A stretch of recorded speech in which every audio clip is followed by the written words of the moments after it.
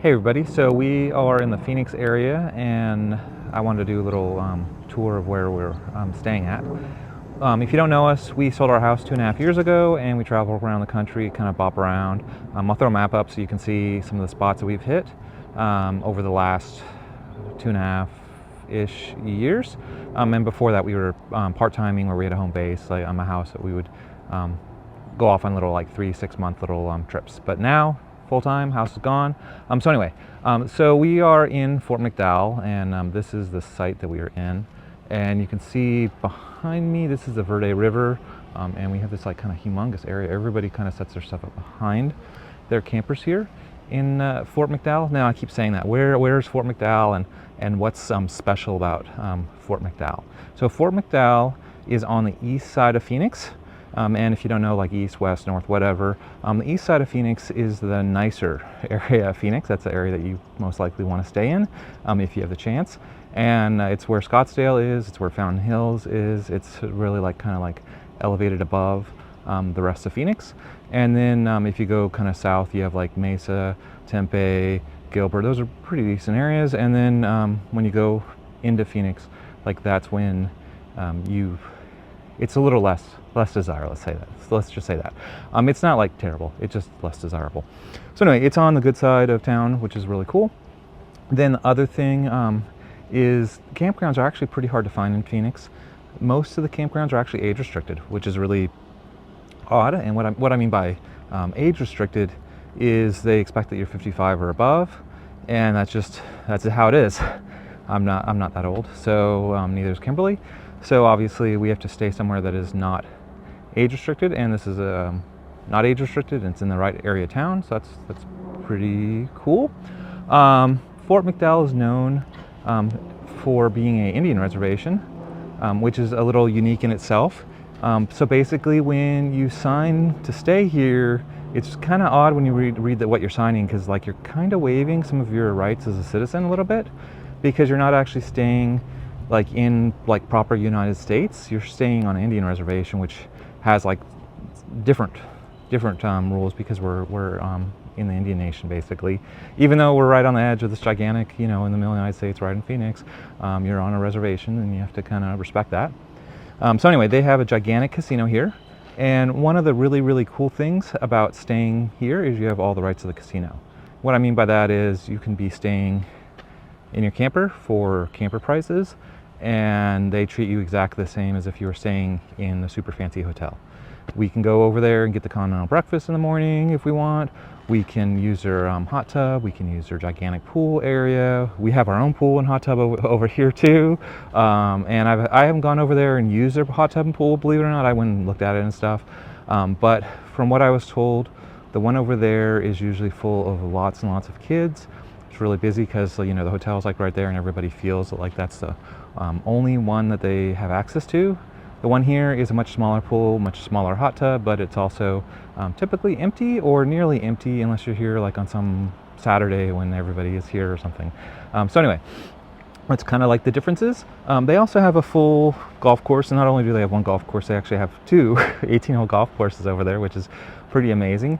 And you have all the rights as a guest, because it's a semi-private golf course, to the golf course as well. Not meaning you get free green fees, I didn't say that. What I mean is like you can use a driving range for small fees, like $15, that they only allow hotel guests to use, because it's semi-private. They don't allow just like random people to walk up there. It's really nice. They have a nice little restaurant up there. You just have all the amenities basically to your fingertips, like you're staying at this fantastic resort. So that's really cool. And then the other little secret that they don't really advertise as much as I wish they would is that there's a free shuttle. And so you're like, a Nathan, free shuttle, who cares, whatever.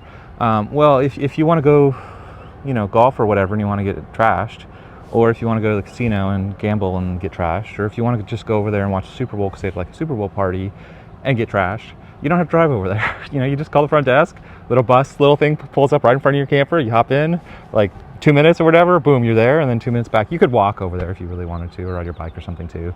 But it's just so super convenient. And if you ask them about hours on the little shuttle thing, they say that they run the shuttle to like 9 o'clock at night or 10 o'clock at night or something like that. What they mean is they will pick you up and take you over there that late. They will always get you home.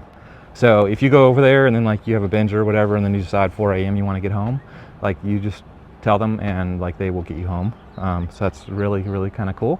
Like I said, it's not really super advertised, but it is there. So they have different kinds of sites. I'm gonna just kind of walk around a little bit and maybe show you some footage. So these are the executive sites that you can see behind me. They're lined up along this big kind of open area, and then the Verde River is right next to us. You can see like mountainous and like wonderful sunsets. I'll like throw a map up on the screen for you guys showing you the sites. We are in site 110.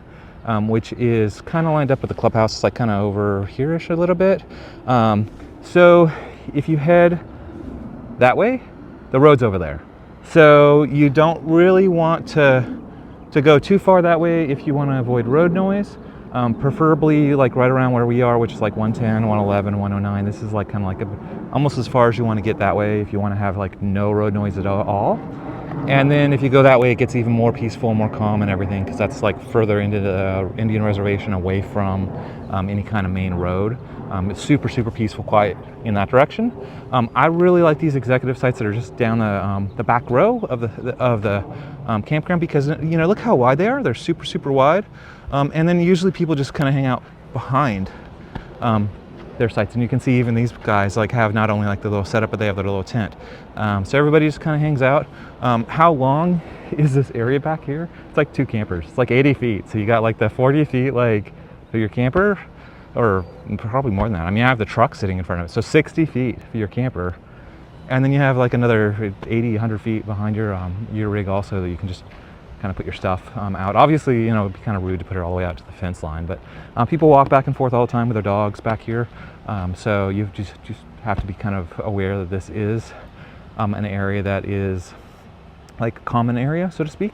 They're not going to, typically they don't walk like right through your site all the time, but typically this way or whatever. They do have some other sites here, obviously. The other sites feel a lot more kind of typical, like what you would expect out of a normal kind of RV resort. And I'll like throw up some video for you guys to see, where you either back in and you have neighbors like all around you, or in like even less desirable, you know, the front of you is a road, the back of you is a road. Yeah, I don't like that at all. I really like these sites on the end. If you decide that you want to snowbird here, which means you spend like the winter here, they do this kind of weird thing where, it's not too weird, I guess. If you stay here to snowbird, you get first choice the next year to get the same exact site. So they give you opportunity to keep the site for the following year. So we're locked into 110 next year because, you know, we're here right now, which is kind of cool. So, and it's like only like, I think like $30 or maybe $40 deposit to hold the site, which is like really cool to hold the site if you want to stay here, let's say like a couple months, and it's only $40 like that you're worried about losing. It's really reasonable. So anyway, so yeah, it's very common to see the same exact campers here over and over again. But at the same time, you know, some people don't come back, and some people the rates go up or whatever. So it's not like you can't get a site. However, I will tell you that I think it's like right around February when they go through and they get everybody to re-up if they want the site the next year. And then right around like February, March, when they open it up to the whole public, so anybody can kind of sneak in real quick and gobble up one of those seasonal sites or whatever, or long-term, not really long-term, snowbird sites, sort of. So that's when you want to kind of early beginning of the years when you want to kind of reach out. It doesn't mean that they won't have any if you call them like in November. It's a lot less likely because they open up right then. They have a dog park, they have a pool, they have a hot tub, they have restrooms, obviously, they have shower areas. I see people like in the little van campers go over and use the shower facilities all the time because they have little vans or whatever, so I think they're pretty clean and nice. The ones at the golf course are really super nice, which is, you know, part of the casino system, like I said, that we're attached onto. Because this whole area is a reservation, it's all like interconnected, which is like really cool. And then another thing to point out, so you may or may not be into gambling or not. I'm not trying to say that you should be, but Kimberly likes to play her bingo. They do the bingo there all the time, nonstop. And she went over there and played some bingo. I want to say she played like 3 or 4 evenings of bingo, which is not super expensive. And they have this little card that you use, like, because you have to show them an ID, and you have a card to turn on the slot machines or whatever, you know, or it has like your social security number or something on it, so then they can tax you if, you know, it's too much money or whatever they do. I'm not really a good gambler or casino person, but anyway, so you have the little gambling card. And to get to my point, once you spend so much money, they upgrade your little gambling card, and they have all these different, the whole kind of package system of like 6 or 7 different cards. But when you get from the first card, the little noob card, to the second card, which, like I said, it was only like, she only played bingo like 3 or 4 times. They give you like a 10% discount, I think, on camping, like period, like just boom, 10%. So we got a pretty nice hefty discount. It was either 10 or 15. It was a pretty nice hefty discount from just having that card. And you get credit for the card for anything you do over there. You don't have to gamble. So even if you go over there to the restaurant, make sure you use a card or whatever to have them give you credit for spending the money. You go play golf over there, make sure you use a card to make sure you get credit. Like pretty much any way that you spend money over there, you get credit on this card. And then there's like some reward system. I don't know how it works. All I know is I get my discount on camping when she plays her bingo. So you know, she does that a couple times, and boom, we get our big discount. So hopefully this helps you out a little bit. So for stuff in the area, just to kind of go on about that maybe a little bit, we are a little bit secluded, meaning obviously we're not like in New York City where you can just like walk over to the bar, because this is desert and we are on an Indian reservation. But with that said, it's not like there's nothing around us. If you go 8 minutes, there's like a Super Target in one direction. If you go 8 minutes the other way, there's a Bash's, which is a gigantic grocery store. If you go maybe 10-15 minutes, the Mayo Clinic is right there. Like, how can you not go wrong? I mean, the Mayo, like one of the best hospitals in the world, is like right over 15 minutes away. Then there's also Banner Health and Honor Health like in the area. There's like MRI machines, like all kinds of like medical, dental, like whatever in this whole area, like very close proximity. I mean, you should be able to find any specialist you can think of like in like 30 minutes drive, which is really great for like snowbirds that want to come in and kind of knock everything out and then, you know, leave and go do their vacation thing for the other 9 months out of the year.